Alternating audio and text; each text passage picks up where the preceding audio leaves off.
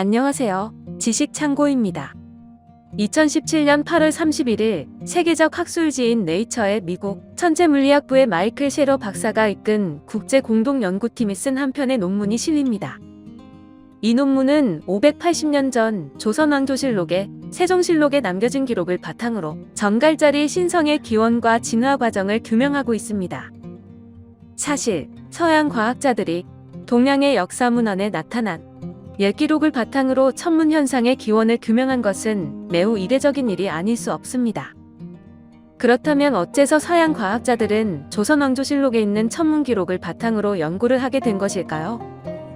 천문학은 우주의 기원과 진화, 천체의 움직임을 연구하는 학문입니다. 이런 천체의 움직임을 관측하기 위해서는 인간의 수명을 넘어선 아주 오랜 시간이 필요하게 됩니다. 따라서 고대부터 내려오는 관측 기록은 현대 천문학에 있어 무척 소중한 자료입니다.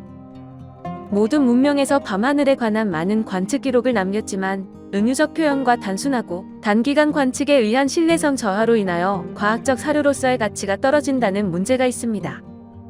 그 일례로 중국은 한국보다 더 오랜 역사서를 보유하고 있지만 많은 왕조가 단명하면서 역사 기록에 대한 일관성과 신뢰성이 떨어진다는 평가를 받고 있는 반면 조선 왕조는 500년이 넘는 유구한 역사로 인해 역사 기록에 일관성이 있으며 더욱이 세종 시절에 만들어진 각종 천문 관측기기로 인해 천문 현상을 보다 구체적이고 상세하게 기록하고 있기에 이러한 조선시대 기록들은 현대 천문학자들이 연구에 활용할 수 있을 정도로 현대 천문학에 있어서도 그 가치가 높다는 평가를 받고 있습니다.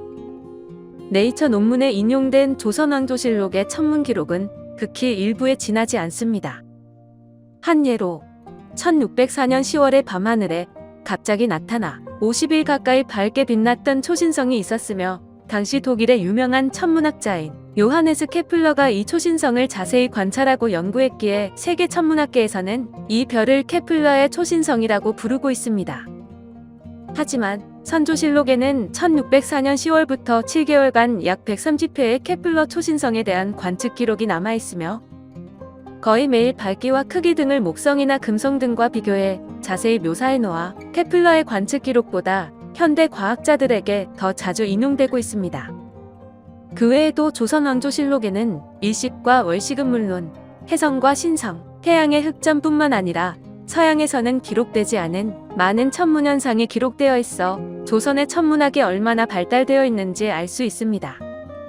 조선 천문학은 1936년 천문학자이자 수학자인 로퍼스가 발간한 한국 천문학이라는 이름으로 처음 서양에 알려졌지만 아쉽게도 이렇게 고도로 발달된 조선의 천문학은 일제강점기와 한국전쟁으로 인해 현대로 이어지지 못하였습니다. 수십 년간 단절된 천문학으로 인해 조선의 천문 기록을 현대 천문학 이론으로 해석하기 위해서는 천체물리와 한문을 동시에 정통한 과학자들이 많이 배출되어야 하기 때문입니다.